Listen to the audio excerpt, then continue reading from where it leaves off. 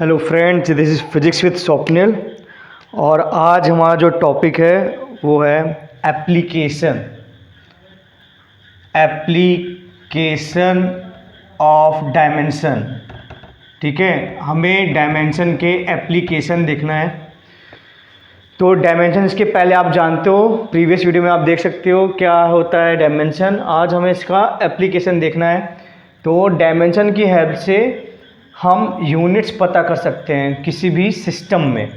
जैसे for example force है हमारा, और फोर्स का डायमेंशन क्या होता है हम सबने निकाला था कुछ लेक्चर में, क्या था mL/T-2, ये इसका डायमेंशन होता है। तो जनरली हमारे पास दो सिस्टम होते हैं, एक होता है SI सिस्टम होता है और एक होता है हमारे पास CGS सिस्टम होता है। SI सिस्टम में क्या होता है, जो मास होता है वो kg में होता है, लेंथ मीटर में होती है, टाइम सेकंड में होता है। CGS सिस्टम में मास ग्राम में होता है, लेंथ सेंटीमीटर में होती है और टाइम तो तुम्हारा सेकंड इनवर्स में होता है। तो देखिए, अगर मुझे डायमेंशन पता है किसी भी फिजिकल क्वांटिटी का तो मैं किसी भी सिस्टम में उसकी यूनिट्स पता कर सकता हूँ। ज़्यादातर इनकी यूनिट्स का कुछ एक अलग नाम भी हो जाता है। जैसे इस यूनिट को बोला जाता है न्यूटन बोला जाता है, और इस यूनिट को बोला जाता है डाइन। क्या बोला जाता है? डाइन। ठीक है, तो हम किसी भी सिस्टम में निकाल सकते हैं हम उसकी यूनिट्स।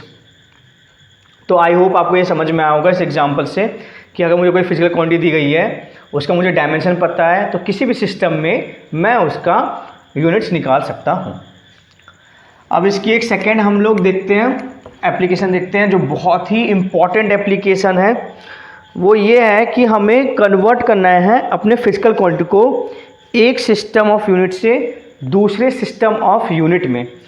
अब इसको भी अपन समझते हैं, जैसे कि एक वही एग्जांपल लेते हैं, फोर्स है, एग्जांपल हमारा फोर्स है। अब फोर्स का अगर हम SI सिस्टम में बात करें तो फोर्स का SI सिस्टम में क्या होता है? न्यूटन होता है।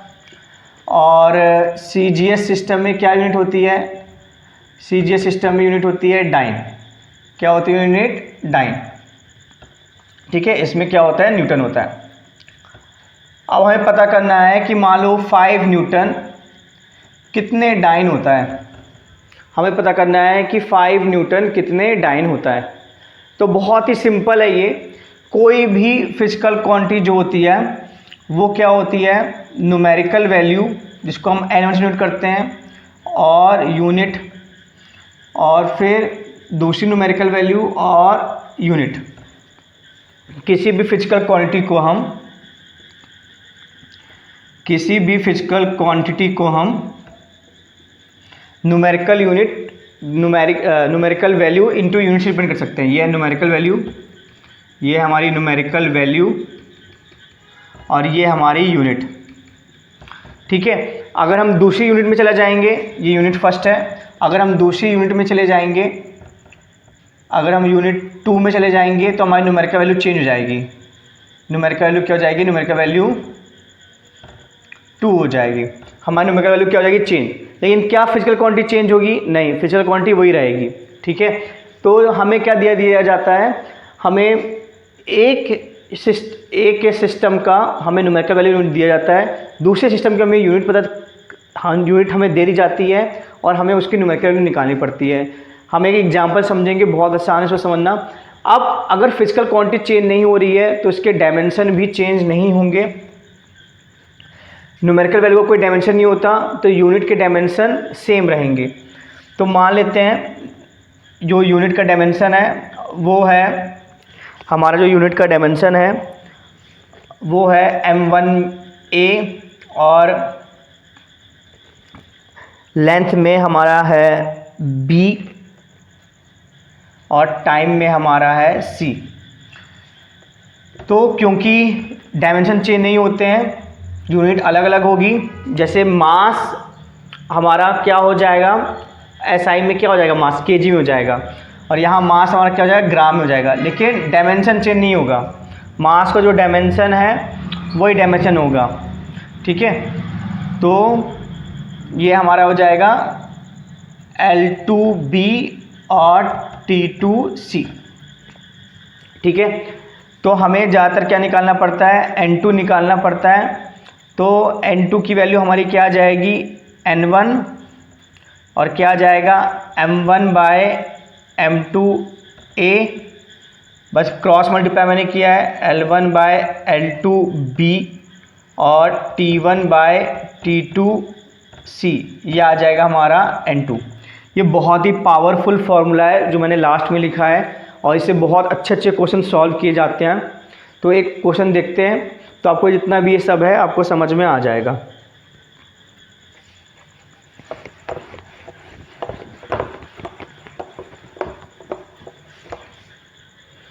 जैसे हमें कन्वर्ट करना है, क्वेश्चन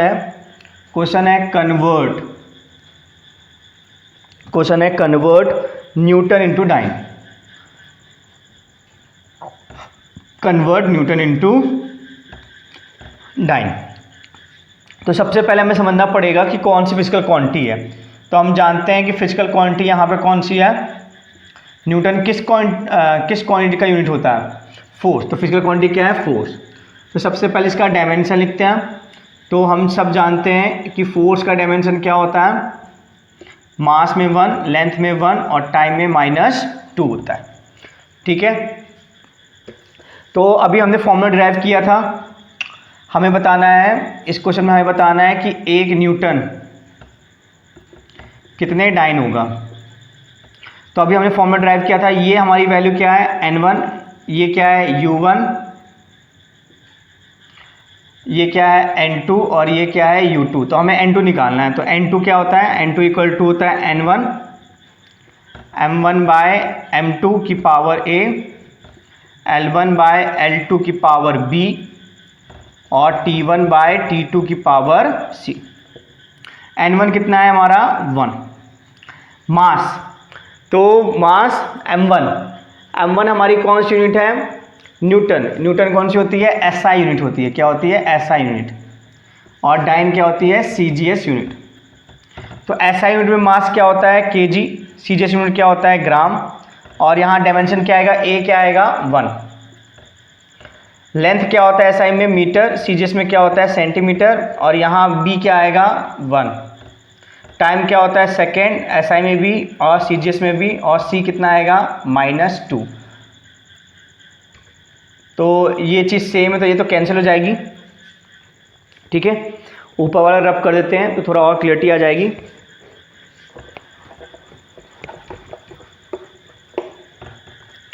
तो इसको हम सॉल्व करेंगे।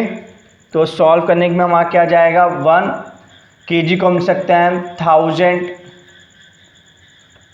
1000 ग्राम अपॉन ग्राम, और मीटर को लिख सकते हैं 100 सेंटीमीटर अपॉन सेंटीमीटर। तो ये कैंसिल, तो क्या जाएगा, 10 की पावर 5, और यही हमारा आंसर है।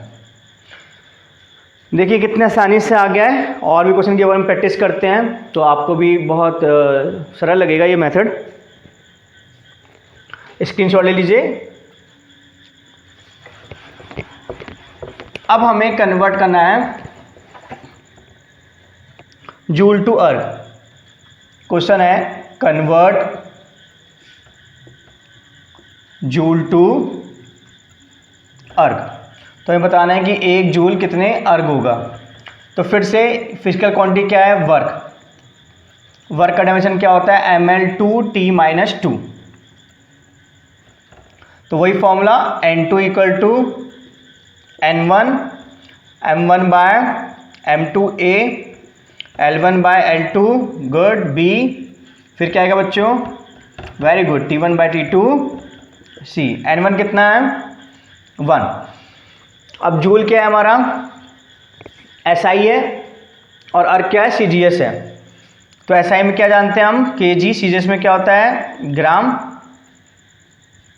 A कितना है हमारा, 1।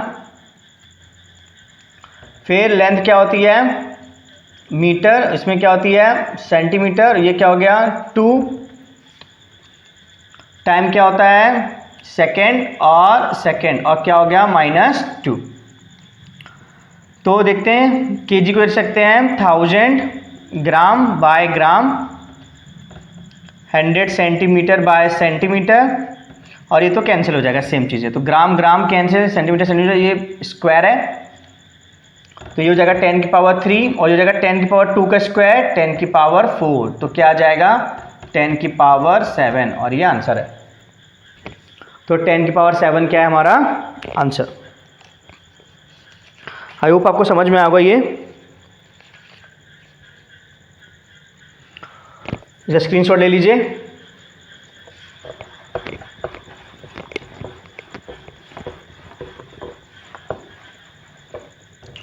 अब हमें ग्रेविटेशनल कांस्टेंट, क्वेश्चन क्या है, convert gravitational constant G from CGS to MKS। हमें इसको CGS से MKS में करना है। तो सबसे पहले ग्रेविटेशनल कांस्टेंट का हमें डायमेंशन पता करना पड़ेगा। क्या होता है, हम जानते हैं F इक्वल टू क्या होता है, G m1 m2 bye are square. तो ये क्या हो जाएगा, F R square by m1 m2 equal to G. F का डायमेंशन क्या होता है, mlt माइनस 2, आर क्या है डिस्टेंस है तो क्या होगा एल का स्क्वायर, ये इनका डायमेंशन मास क्या होता है mm होता है, तो एक m कैंसिल, ये ऊपर जाएगा तो m-1 और ये क्या हो जाएगा L2 और t-2, तो इसका ये डायमेंशन आ जाएगा जी का। ठीक है, तो हमारे जी का डायमेंशन आ गया। तो सबसे पहले हमें डायमेंशन ही पता करना पड़ता है। तो जी का डायमेंशन क्या आ गया, m-1 है ना, t-2 और एल क्यूब आ जाएगा, ये एल स्क्वायर और एल क्या हो जाएगा एल क्यूब। ठीक है, तो ये हमारा डायमेंशन आ गया। अब फिर से फॉर्मूला हम क्या रखते हैं, फॉर्मूला क्या होता है n2 equal to n1 m1 bye m2a, फिर क्या होता है L बाय L2b और फिर क्या होता है T1 बाय T2c। तो हमें n1 के लिए 1 दी गई है तो 1 पुट कर देंगे। अब CGS से MKS में जाना है, तो CGS में m क्या होता है ग्राम और MKS में मास क्या होता है kg। a की वैल्यू क्या है -1। फिर लेंथ क्या होता है CGS में क्या होता है सेंटीमीटर, MKS में क्या होता है मीटर और लेंथ का क्या डायमेंशन है 3। अब टाइम क्या होता है MKS CGS में सेकेंड होता है, तो कोई इसमें दिक्कत ही नहीं है। और c की पावर क्या है -2, तो ये तो कैंसिल हो जाएगा, ये हो जाएगा आपका ग्राम, ये हो जाएगा 1000 ग्राम -1, ये हो जाएगा सेंटीमीटर और ये हो जाएगा 100 सेंटीमीटर की पावर 3, तो ये सेंटीमीटर कैंसिल, ये ग्राम कैंसिल, ये ऊपर जाएगा तो 10 की पावर 3 हो जाएगा।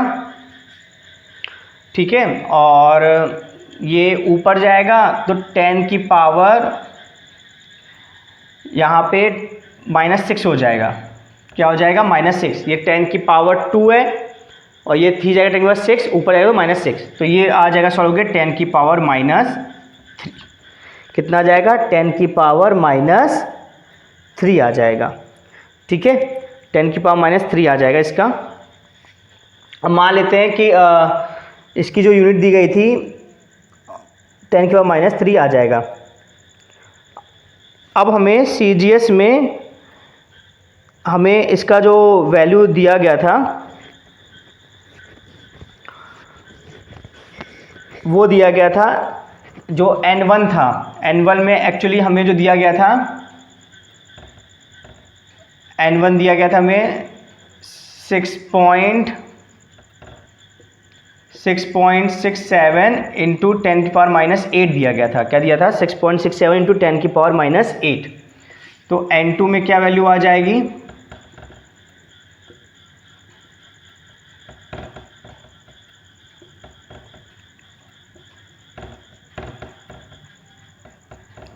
6.67 इंटू 10 की पावर -11, और हम सब जानते हैं यही वैल्यू होती है जब भी आप ये फॉर्मूला यूज़ करते थे 9th क्लास में, तो कैपिटल जी की वैल्यू क्या रखते थे 6.67 इंटू 10 की पावर -11।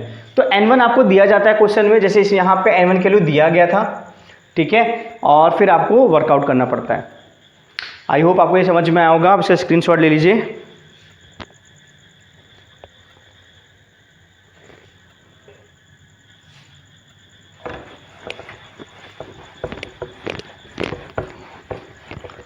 अब एक और अच्छा क्वेश्चन लेते हैं।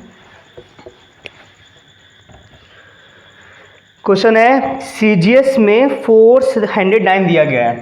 क्वेश्चन क्या है, सीजीएस में जो फोर्स है वो आपको दिया गया है 109। ओके, ठीक है। अब एक अनदर सिस्टम है, न्यू सिस्टम है, एक क्या है, न्यू सिस्टम है। उसमें क्या है, उसमें जो फंडामेंटल फिजिकल क्वांटिटीज हैं वो क्या है, किलोग्राम, मीटर और मिनट है। जो फंडामेंटल क्वांटिटीज हैं वो क्या है, केजी, मीटर और मिनट, केजी, मीटर और मिनट है। तो हमें बताना है इस नए सिस्टम में फोर्स की क्या वैल्यू होगी। तो हम जानते हैं हमारा फॉर्मूला क्या होता है, N2 equal to N1, M1 bye M2 की power A, L1 bye L2 की पावर B और T1 बाय T2 की पावर C।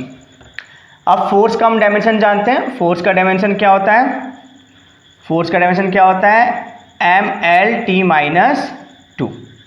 ये फोर्स का डायमेंशन होता है।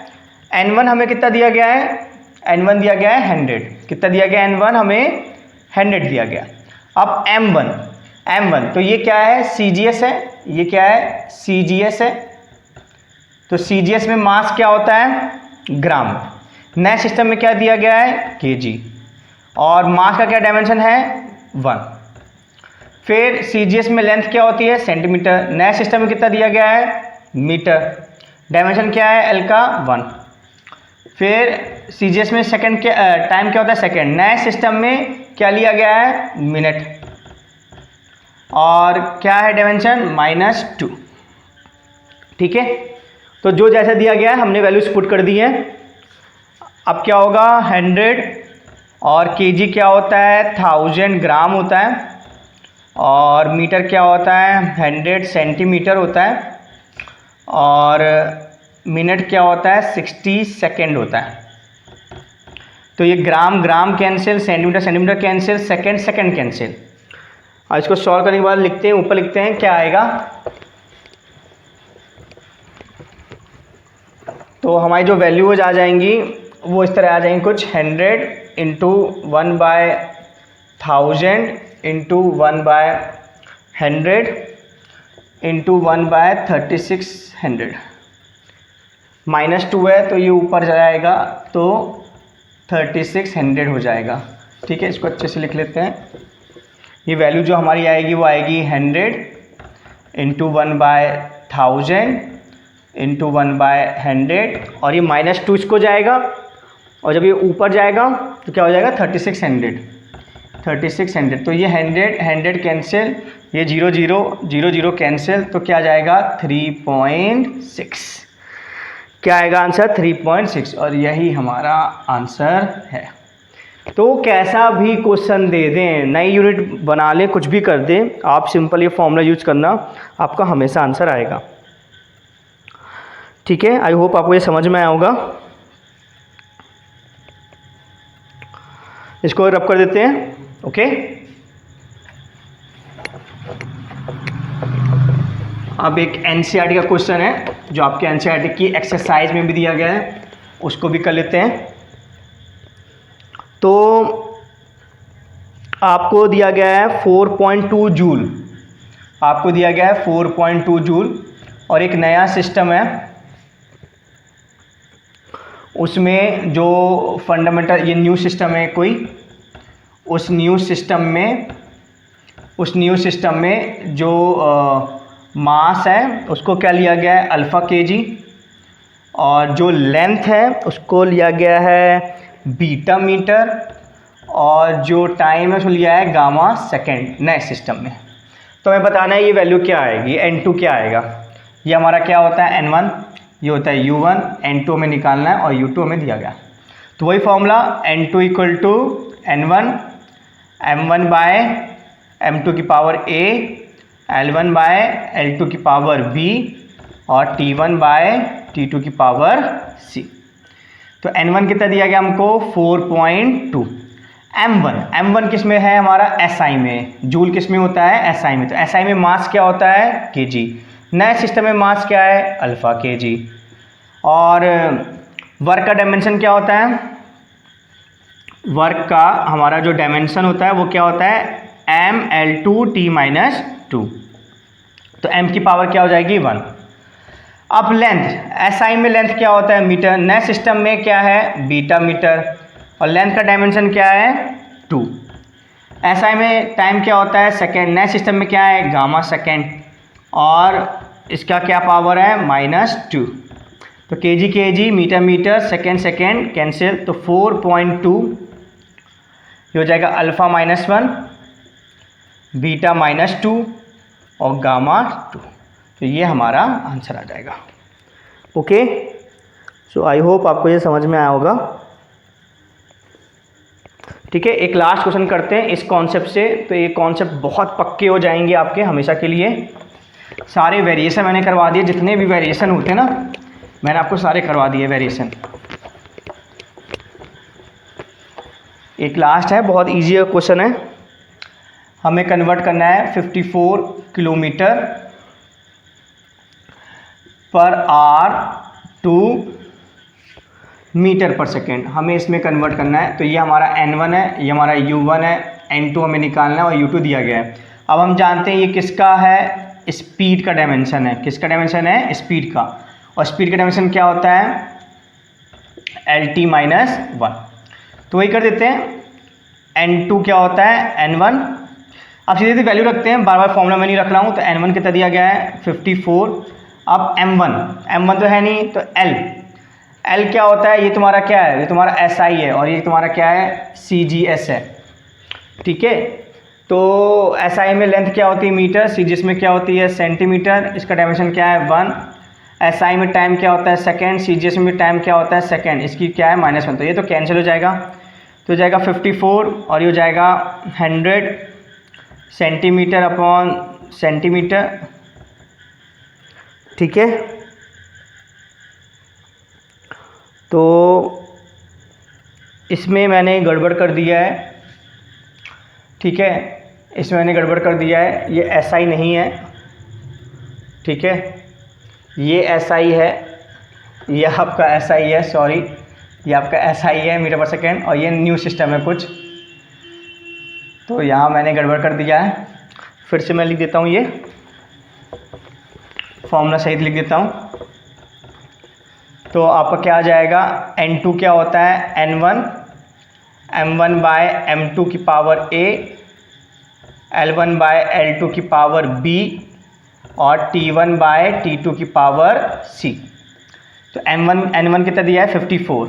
अब मास तो दिया नहीं गया है, तो लेंथ में जाएंगे, तो लेंथ कितने किस में दी गई है किलोमीटर में, यहाँ लेंथ किस में दी गई है मीटर में, और पावर क्या आएगी 1। यहाँ पे टाइम किस में दिया गया है आर में, और यहाँ पे टाइम किस में दिया गया है सेकंड में, और पावर क्या जाएगी -1।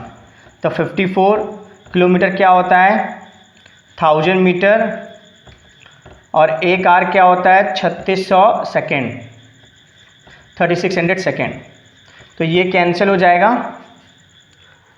है ना, और ये माइनस वाले तो नीचे चला जाएगा, तो हमारा ये आ जाएगा 54 इंटू 1000 बाय 3600, क्योंकि पावर क्या है -1 है ना, तो 3600 नीचे चला जाएगा। तो ये 2 जीरो कैंसिल, ये 2 जीरो जो हैं ये कैंसिल हो जाएंगे, और ये हो जाएगा 2 5 जा 2 18 जा, तो 5 4 जा 20, 2 5 5 27, 270 बाय 18, 3 से कट कैंसिल हो जाएगा, 3 9 जा 3 6 जा 18, 3 9 जा 27 जीरो, और फिर कट जाएगा 3 2 जा 3 3 जा 0 जा, और ये 15, तो 15 मीटर पर सेकेंड आंसर आ जाएगा।